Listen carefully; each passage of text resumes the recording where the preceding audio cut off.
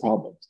And so there's not too many real life challenging, problems than, life and death and human suffering because of illness. We went through 3.5 years of COVID. We know what health means. We know what public health means.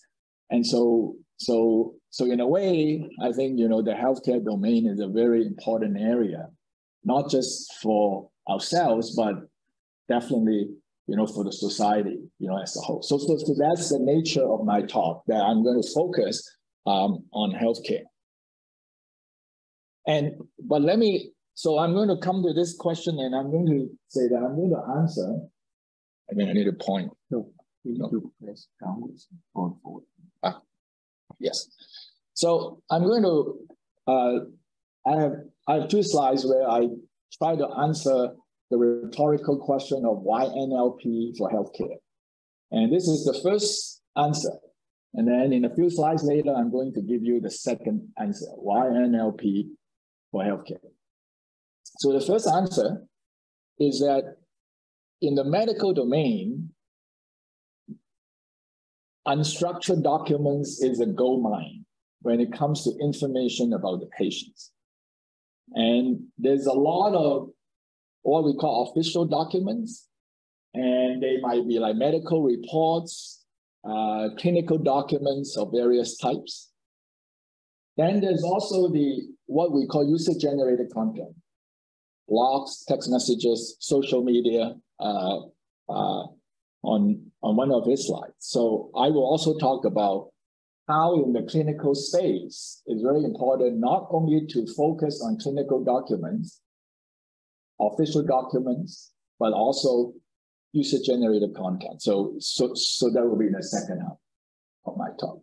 Now, machine learning, given its fuss and its advances, have been applied to healthcare for more than 10 years and maybe even 20 years. But for the most part, it has been applied to more the structural part of it, electronic health records being the primary example. So if there's one take-home message that I want to remember for my talk today, is to tell you the really huge opportunity for you to use NLP and apply it for better patient care. And so you could use that as an application domain, for your research, for your startup activities and whatnot. But it really is a very important and very fruitful, domain for us to deploy the tools. So let me give you a very specific example why this is such an important problem. And, cancer care. And I don't know how many of you in your lives have experienced, your friends or your family members going through cancer. And, I hope not, but life is life. Sometimes it is not possible to avoid that. Now, and so I'm going to describe, 3 phases of cancer care. When someone, has some symptoms, and they will go through a diagnosis phase. In this diagnosis phase, there's all kinds of reports that got generated: X-rays, CT, biopsies, and surgery. Every single procedure generate a report. And so there's a lot of information being created by experts in the reports. Now, suppose that after that diagnosis phase, someone unfortunately is confirmed to have cancer, then they go through a treatment phase. And in the treatment phase, there's rounds and rounds of chemotherapy. There may be rounds and rounds of radiation. There might be surgery, and again, every single step, there are documents.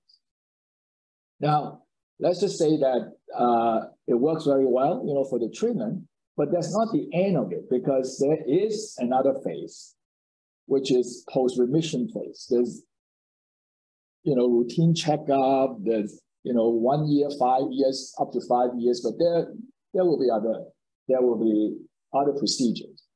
And suppose someone is unfortunately going through a relapse. And it happens, quite a bit for, for cancer. I mean, obviously it depends on the types of cancer. So if someone has a relapse, it goes right back to the beginning. Diagnosis, treatment, post-remission.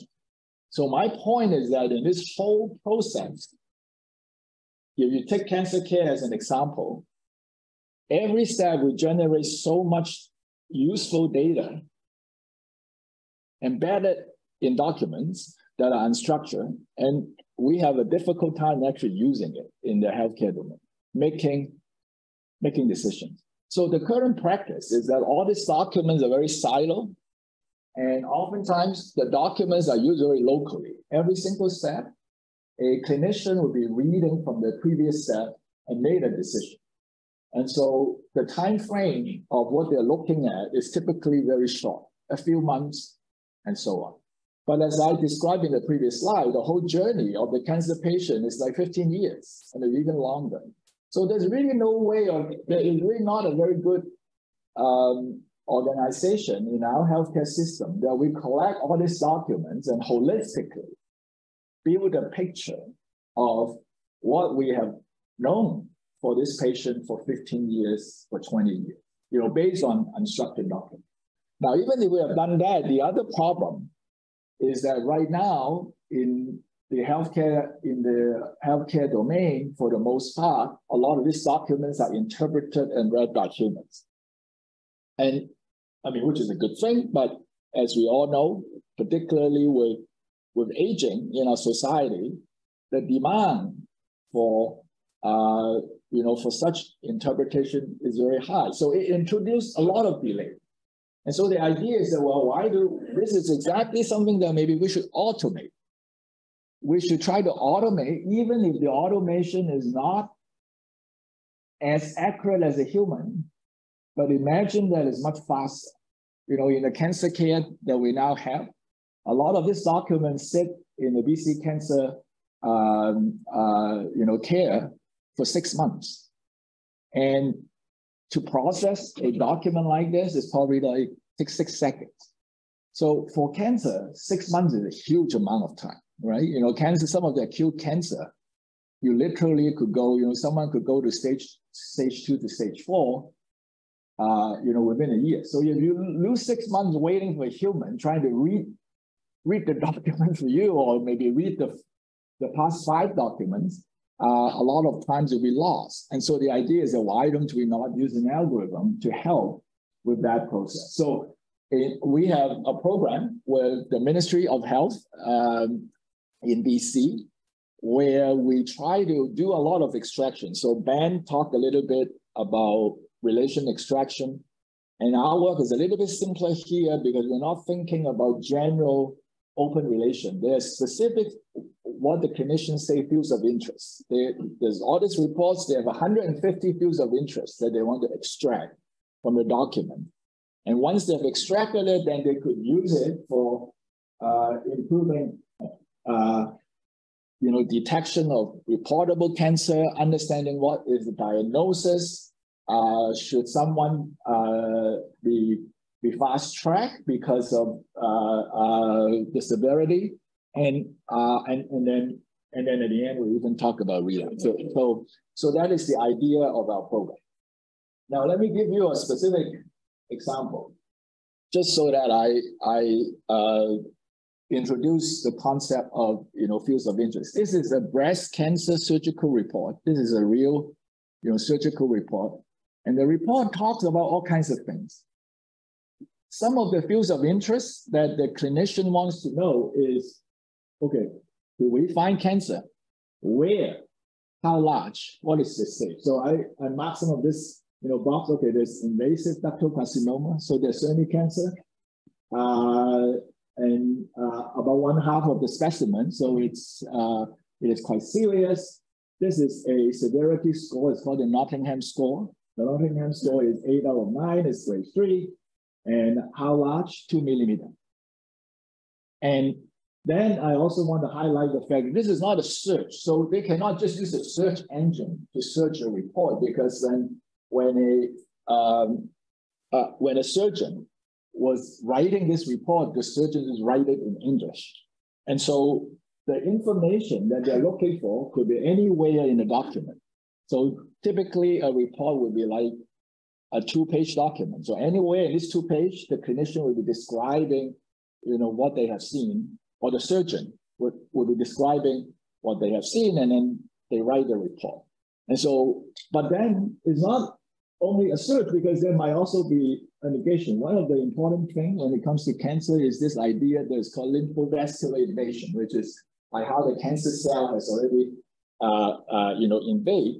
And so for this patient, is not entirely bad news, because it said there's no lymphovascular invasion. Now, negation, this is a simple negation where the negation no is immediately in front of the term lymphovascular invasion. So that is easy.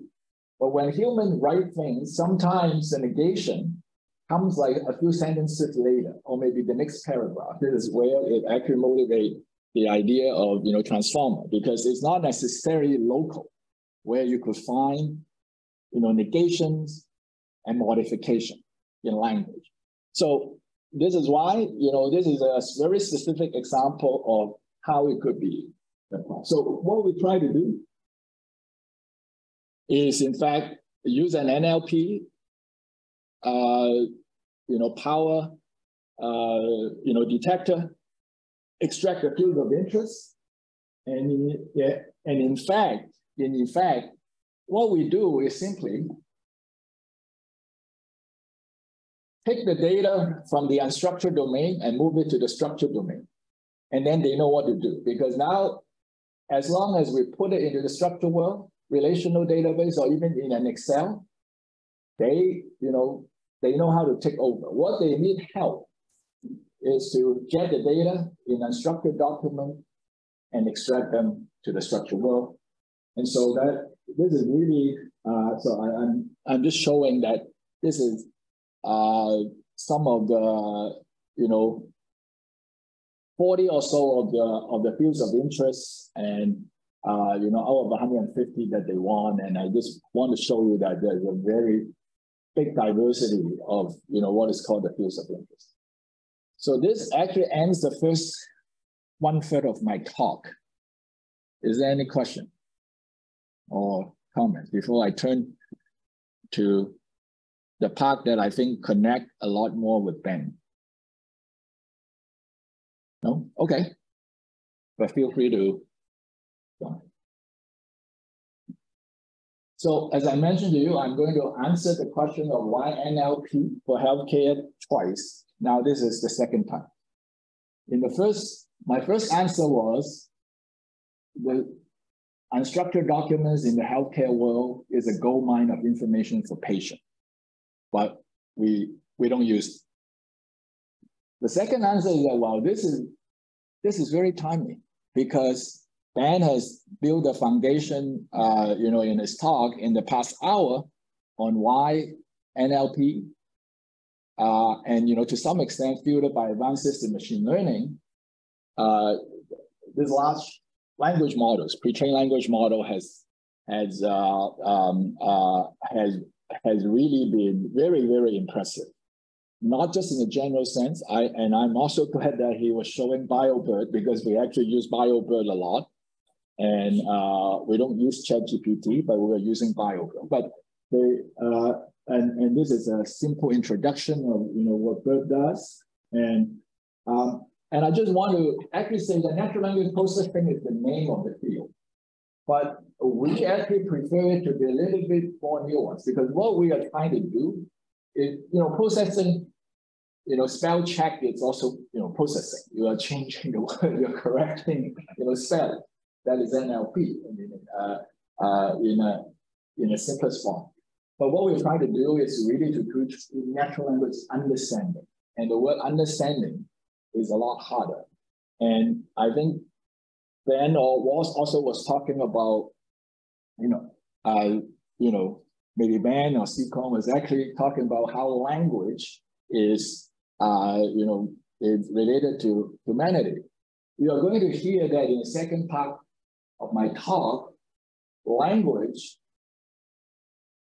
to us is a window to what the person is thinking and what the person wants to say, what the person feels, or what the person is not able to feel, or what the person is not able to feel.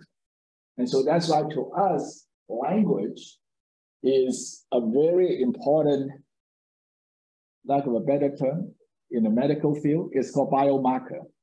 To us, it's a huge series of biomarkers that we could sense. We're doing sensing of the person based on what is in their head. And so that is why we want to understand. So I'm saying this is because I'm trying to introduce how the understanding word relates to what we are going to see in the second half of this talk. So first, I think I could skip some of this. I got this from a friend, and this is a very interesting evolutionary tree. It describes how the language models, how they are descendant of each other. So you can see that bird is really early. Bird is really early on this branch, and then there are cousins like Roberta and actually bird is here. And then there's Ernie, and then there's a new branch. You see GPT-1, GPT-2, GPT-3, and then ChatGPT. And the interesting thing so Ben also mentioned about open source and closed source. If it is unfilled in a box, these are all closed source, and whereas the earlier ones are all open source. What is really amazing, and I think what is really amazing to point out is just look at the y-axis. This is 2019, and this is 2023. This is 4 years. So it really is amazing how this language model business have exploded.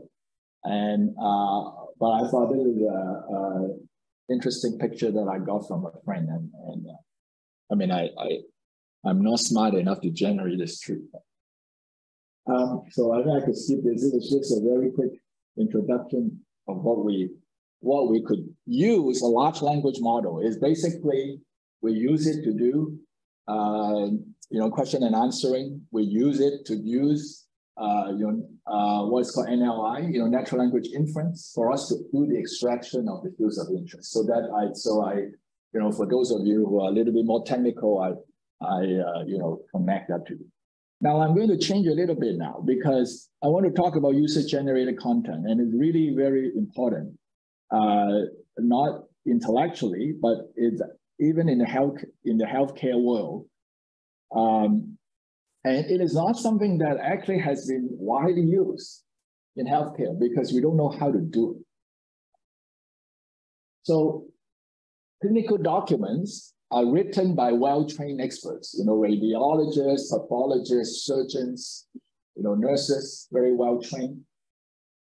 But why are we only sense? So we're talking about sensing. We obviously rely on the opinions of professionals.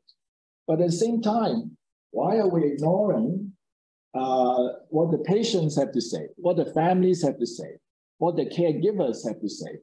What do they prefer? What is their experience? What is their mood? What is their sentiment?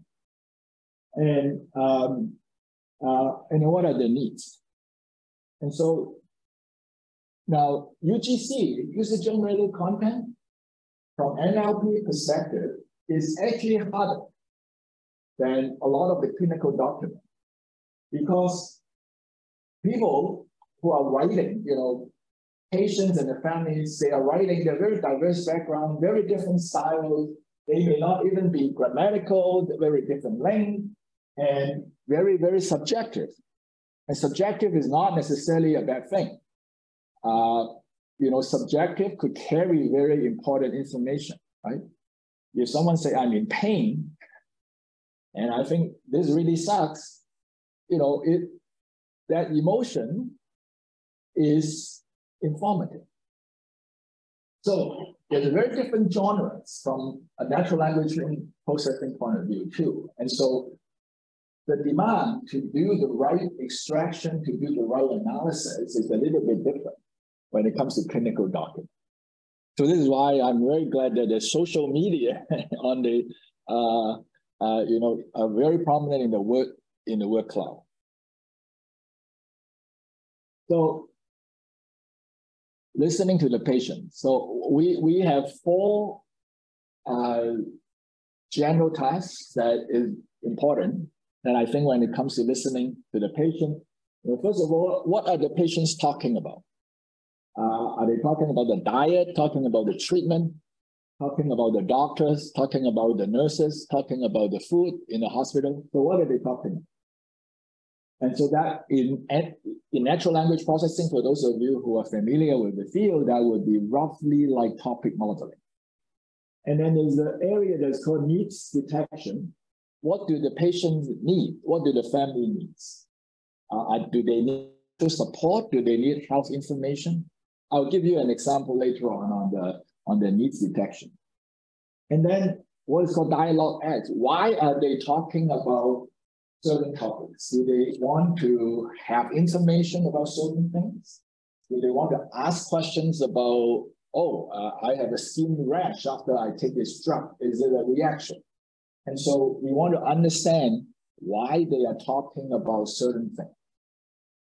And then this cost analysis. This is a very interesting aspect, particularly when it comes to neurology. This is about whether the brain. So we are trying to say, we're trying to analyze the text and see whether the patient is even coherent.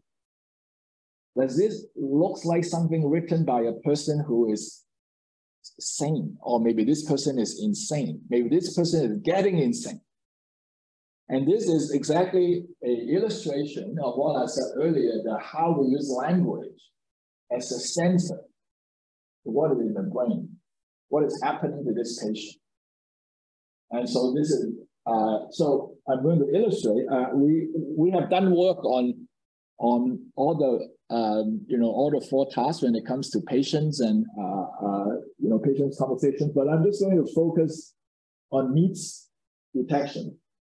And I'll just show you a few slides where we're using the American Cancer Society online discussion forum data, and the task is just to detect the needs. And I'll give you a very 2 quick example. This is based on, typically,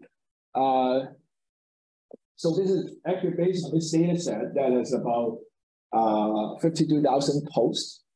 And between 2006 and 2016. Now, the forum exists as we expect, there's Reddit posts and, all of them. But in the healthcare system, very few systems would have the resources to go and try to understand every single post, try to extract the information from every single post. So it's very labor intensive and it's very time consuming. And again, this is the kind of thing that an algorithm could actually be very useful to try to analyze, all these posts and maybe be able to, create an early intervention system, highlight certain posts as to maybe having a follow-up, to be able to build features like that. So let me give you 2 examples. This is from the Ovarian Cancer Online Discussion Forum. The first, on the left-hand side, is a post by someone, and it says, I finished 6 rounds of carbotaxol and am slowly recovering from the assault of the treatment. Has anyone experienced joint pain after treatment? I've noticed increasing pain in both hips and recently, knee pain. The sentence in red is not in the data. We color code that as red because this is like the attention mechanism. We identify that because of that red sentence, we classify this post as someone seeking, there's a physical need. This is a question about a physical need. Now contrast that to the next post, someone said, I have 6 to 8 months of chemo, I'm so scared, I do not know what to expect, I'm having a hard time dealing with this and attending a support meeting, I have a difficult time staying positive, and so on. And so because of this red text, the algorithm is classifying that as an emotional need. Someone needs some emotional support. And so this is 2 examples where we are using NLP. This was a paper that we published 4 years ago. And it is basically trying to do what we call, need detection. The last thing that I want to point out is that at least for that data set, the cross-validation accuracy is actually quite decent. So it is possible that we could do work like this and be able to really understand what the patients are saying and maybe identify individual ones that we want to provide some more help.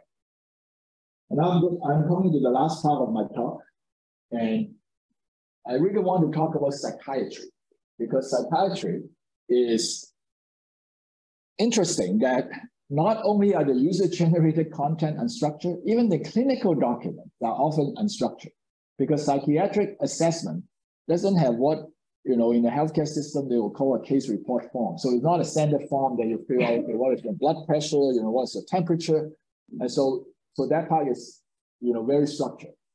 In psychiatric assessment, it's basically the psychiatrist writing a report, 2 pages, 5 pages, and it's unstructured. The clinical document is already text.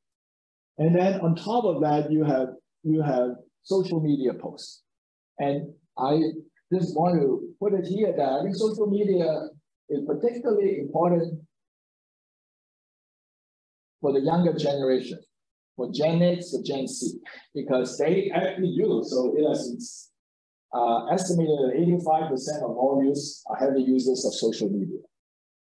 What they say in social media is important. I mean, now, even for forensic purposes, we will now go, the police will actually go back to the social media posts after someone has committed a crime. But imagine that some of these tools will actually help us to do early intervention. But again, it's very time consuming. But again, this is exactly the kind of thing where an automated algorithm would be very useful.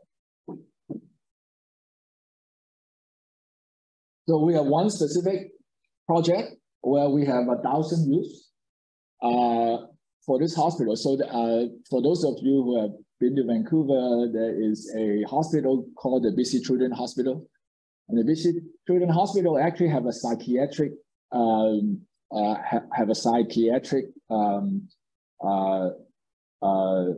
branch. And so in this data set, we have 1,000 youths who have been admitted through this emergency room, for psychiatric emergency room, and due to self-harm. So they're not necessarily trying to kill themselves, but maybe they cut themselves and do all kinds of things to harm themselves. And the data that we have is the admission notes, and then they stay hospitalized, so there's a discharge summary. And for this particular project, we actually have permission to get the social media posts of the youths 6 months prior to admission. And the idea is that we want to try to build a model to do a risk stratification, which is to say, how likely is someone coming back in 2 months? And the data is all unstructured from the admission notes, discharge summaries, and of course the social media. And so we believe that there's actually a lot of very useful, very, very useful data for us to build a predictive model so that we could get more help to those who we think is more likely or higher risk to recommit the self-harm to themselves. So that's it. And I think this is maybe my last, it's not, the last part of a little bit of the technical work. So, psychiatry is not just about, people who have committed self-harm. In general, the whole idea of, mental wellness. And so we want to go a little bit further upstream too. We don't want to be just tackling, people that are further downstream, that are a lot more serious. And so we have been working. So there's a Health Canada funded project to monitor the mental health of university students across Canada. So there's UBC, University of Toronto. There's about 35,000 students who have actually signed up, and across Canada. And the reason why this project, got funded was obviously motivated by the pandemic, and because Health Canada want to understand how the pandemic or the shutdown, and I'm sure all of you understand, and we understand too, as professor, how the pandemic has really changed how we come to the university, how we learn.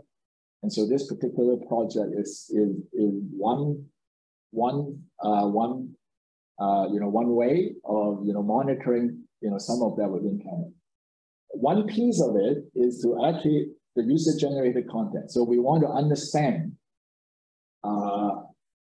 We want to understand a few questions. What do students talk about? Now, so this is like topic modeling.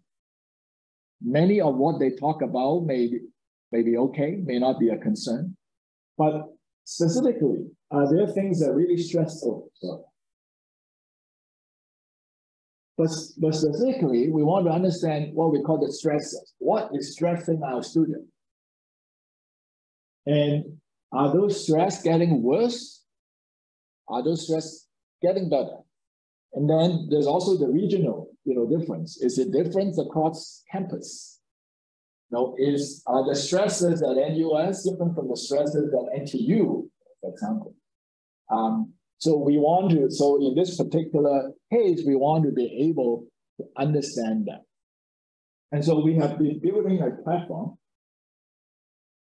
that allow us to do this analysis. So this is a very simple diagram. You have Reddit posts, for example, we go through a language model and hence topic modeling. So this is why it's, related to language model. We do a bird topic modeling. We find out different topics. We find out what the representative sentences are. And the interesting part about this platform is that, so this is where the word link comes in. There are specific psychiatric documents that we use. So we want to use those documents to kind of define what the psychiatrist may be interested in understanding who they want to identify. And so then you have the psychiatric document, you have the sentences, and then we are going to flag certain sentences as closer to what the psychiatrists are most interested in. And then we try to identify what the stressor sentences are. Are people worrying about tuition? Are people worrying about housing? Are people worrying about jobs? Are people worrying about, in the case of the pandemic, are people really worried about, failing the exam and how they're going to catch up and, things like that. So we have been building this, platform. And the idea is that this is in the earlier slide. This is really a framework that allows a psychiatric analyst to do that online, so that they could actually look at the Reddit post, themselves. So this is really a online platform. So I think I have outlined for you how NLP could be very important in extracting from clinical document, analyzing user-generated content, from cancer to chronic disease management, and then lastly in psychiatry. And my last slide is that I have two final comments. And I think Ben already helped me with one, which is the multilingual aspect. The multilingual aspect is important within Canada because Canada has two official languages, French and English.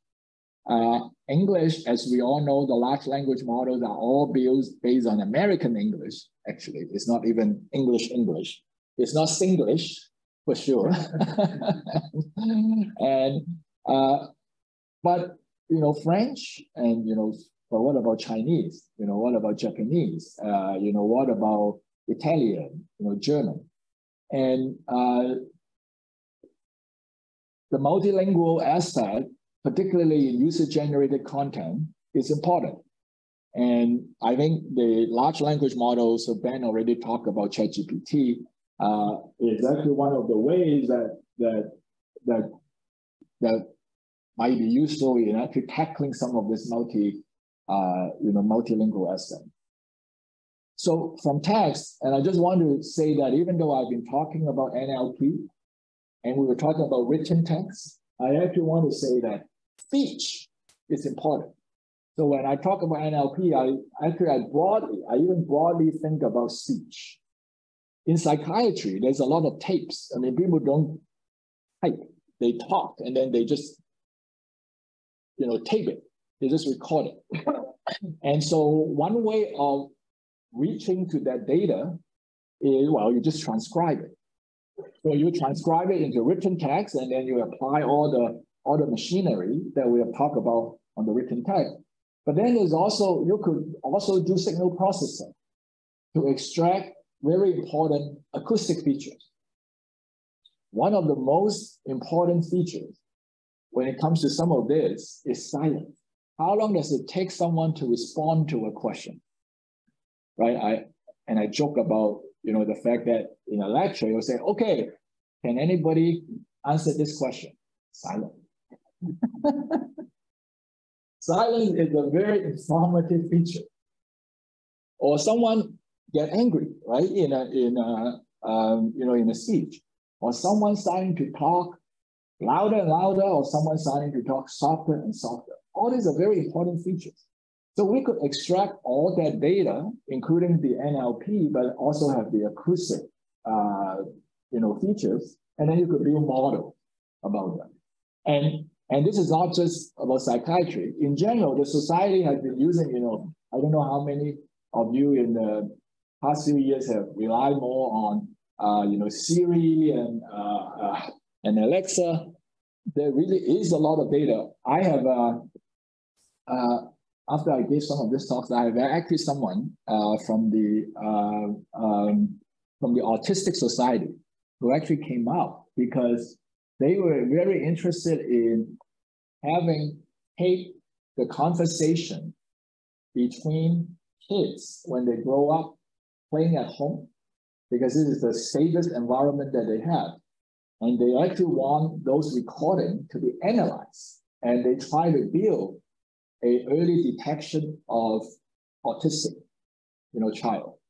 I have another person who actually think about using speech, and they were talking about postpartum, depression, right? So, mother has just given, birth, and many of the mothers actually suffer from depression. And the idea is that if you actually have some of the home tapes about how the mom interact with the baby, so this is not about the baby, this is about the mom, then you might be able to build a model that much earlier detecting that a mother might be undergoing depression. And so again, those data is there.